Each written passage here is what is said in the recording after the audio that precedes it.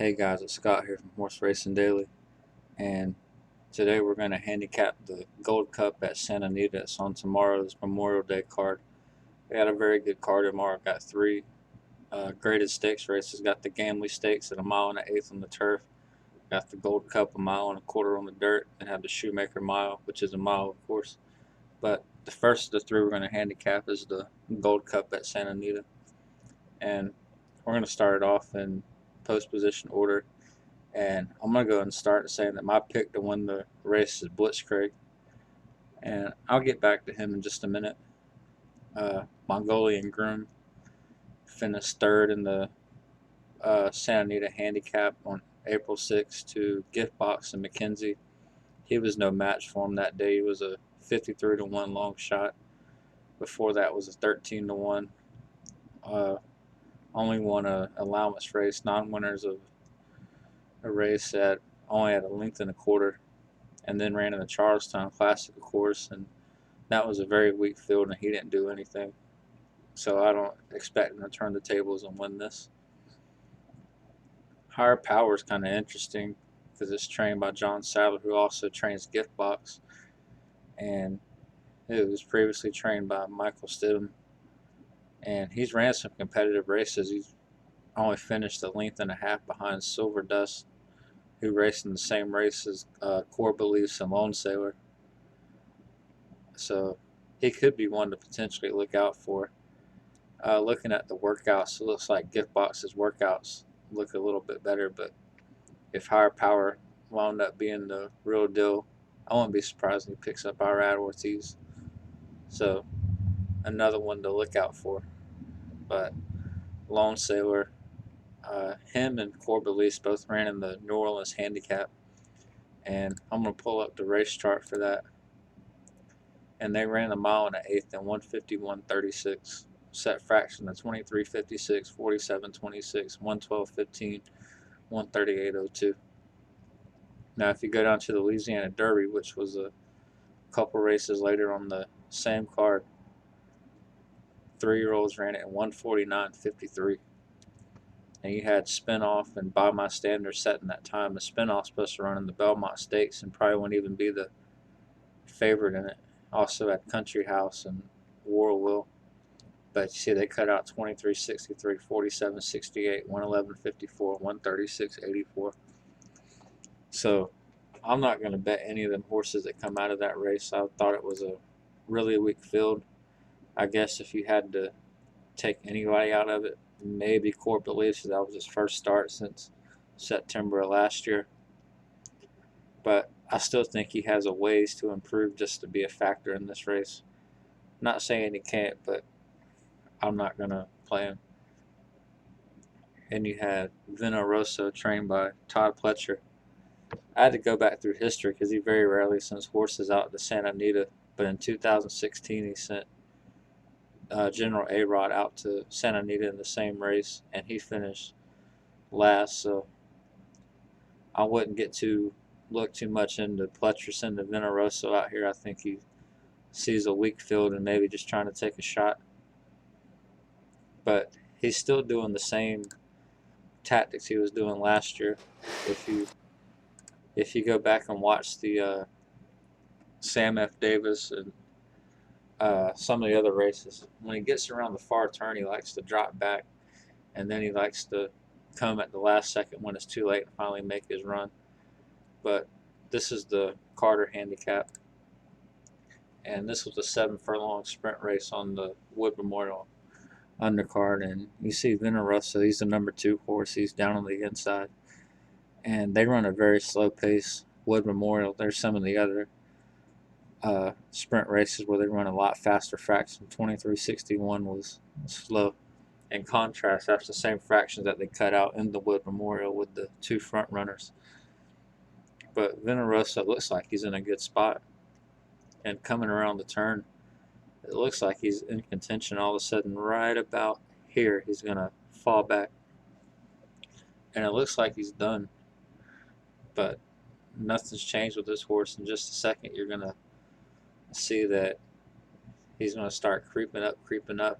But by the time he starts making his move, the wire's just too late. He doesn't have a chance. But you'll see right here now he's starting to gain his momentum. I don't know if he has trouble with the turns or something mentally wrong with him, if he loses focus. I don't know, but whatever the problem is, he hasn't got rid of it. So I'm not going to bet him off for that effort, and I wasn't too impressed with his win at Gulfstream, or not Gulfstream, but Aqueduct in the Stymie Stakes over Title Ready and Shiver Me Timbers. That was a weak field. So we'll get to Gift Box. And he raced in the San Antonio last December. Him and Battle Midway had a classic race, and there was 1-2. But after that, he took some time off, came back, and ran in the Santa Anita Handicap. And they cut out very slow fractions in this race. They'll run 24 and change, and then 49 and change, I believe. But Gift Box is the gray horse. And Mongolian Groom's also in this race. And he's going to wind up sitting just off the leaders right here. It's him and the white right here, the number 2 horse. And I think McKenzie in this race actually works out or has the worst trip of them all, given everything that went against him. He was coming wide on the second turn, and then he was sitting off the pace a little bit, whereas Gift Box is more up close to the pace, so McKenzie has to come get Gift Box, and just ran out of gas at the end.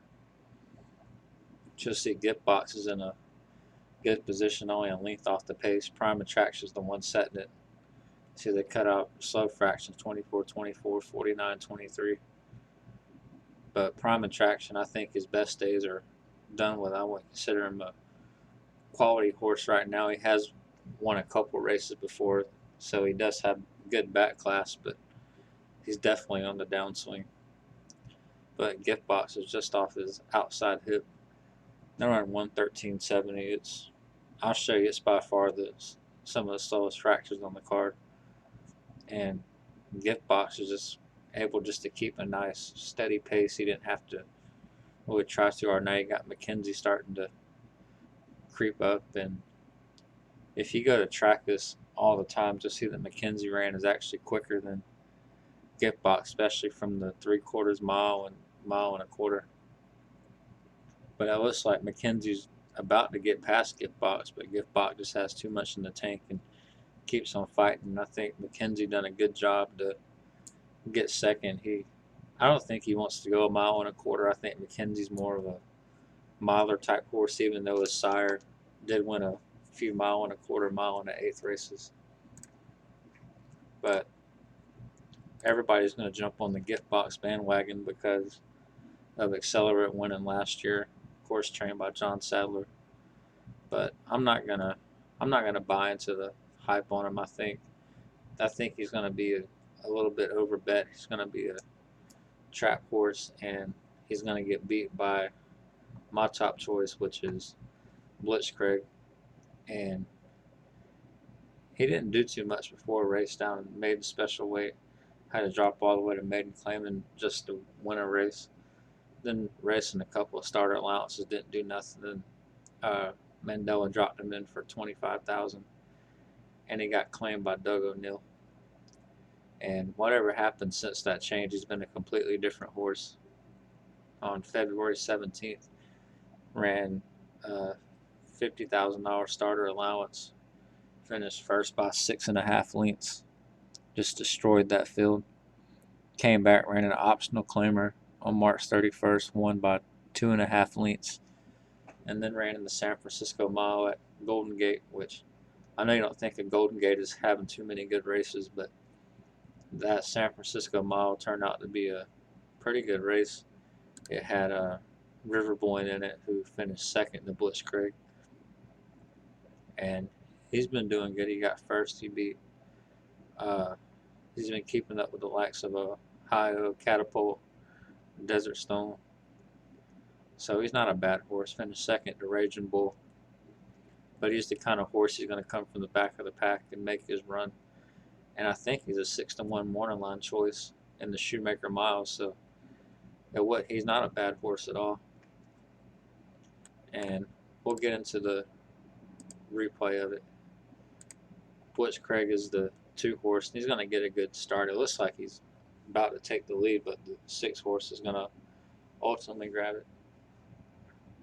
Given the way the track was played, I've seen a lot of minute 37, minute 38 for the mile, and a minute 44 for mile and 16th on some of the other races. Well, this race they run it in a minute 35.